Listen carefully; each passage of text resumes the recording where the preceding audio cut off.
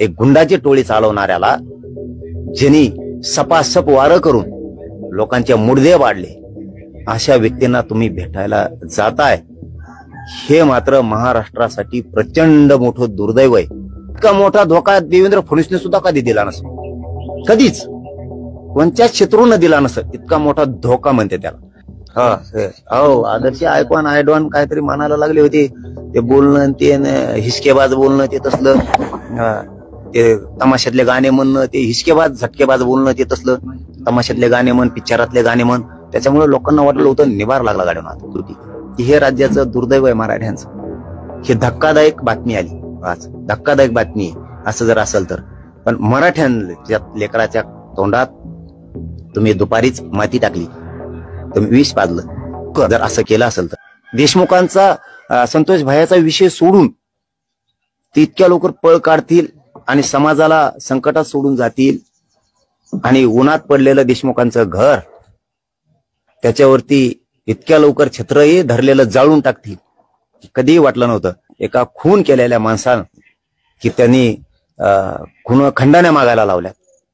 सगळा समाज, वंजारी समाज सुद्धा विटीस धरला, ओबीसी समाज विटीस धरला, खून बलात्कार करू करू मराठीही मारले. त्या व्यक्तींना भेटायला जावंसं वाटतंय. आणि एका पत्रकार बांधवांनी प्रश्न विचारला होता की पंकजा मुंडेला शुभेच्छा द्या.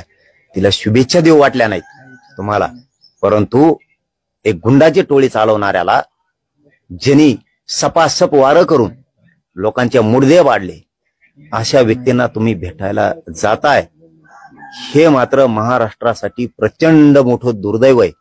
याच्यावरती समाजाने कोणावर विश्वास ठेवायचा. पण हरकत नाही, मनोज जरांगे आहे ना, ज्या दिवशी समाजाला अडचणी पठ्ठ्या इथं बसलेला खंबीर यांनी 6 कोटी मराठी आहेत, यांच्या जीवावरती माझा मराठा समाज चालणार नाही.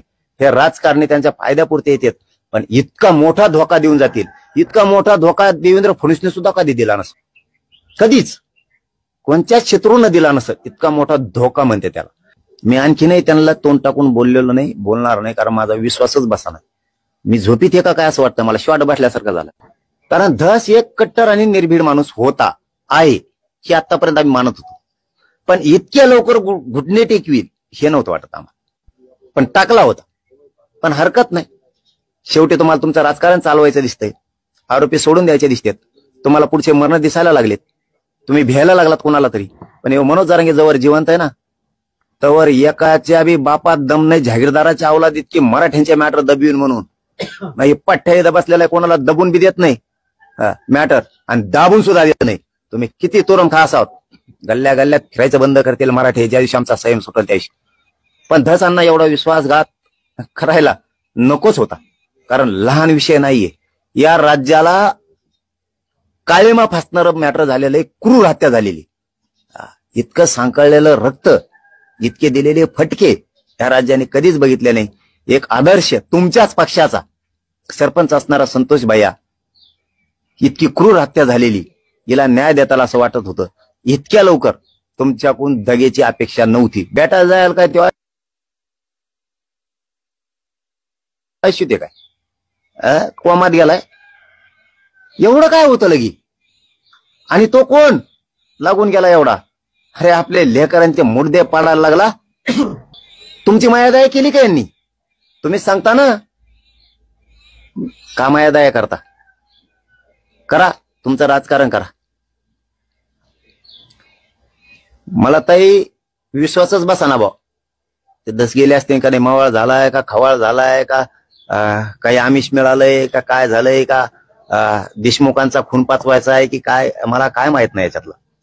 पण सरकारपेक्षा मराठ्यांचा जर नाद केला आणि मराठी जर एकदा बिथारले तर सरकार काहीच करू शकणार नाही. इतके उघड उघड धोके माझ्या उघड्यावर पडलेल्या गोरगरीब मराठ्यांना नका देऊ. सरळ माणूस आहेत आम्ही, सरळ भावनेने आम्ही तुम्हाला साथ दिली, सरळ भावनेनं आम्ही तुमच्यावर विश्वास टाकला. वाटून देऊ नका. आम्ही जर करायला लागलात तर ह्या समाजानं बघायचं कोणाकडं? धसांकडून ही अपेक्षा असण्याचं काहीच कारण नाही. आणि उभं राज्य आज धसांकडं वेगळ्या नजरेनं बघत होतं, वेगळ्या नजरेनं, की काय म्हणते त्याला, काहीतरी आयकॉन का काय म्हणतात ना, हा आयडॉन का आयकॉन काय आयकॉन मानायला लागले होते. हो आदर्श आयकॉन आयडॉन काहीतरी मानायला लागले होते.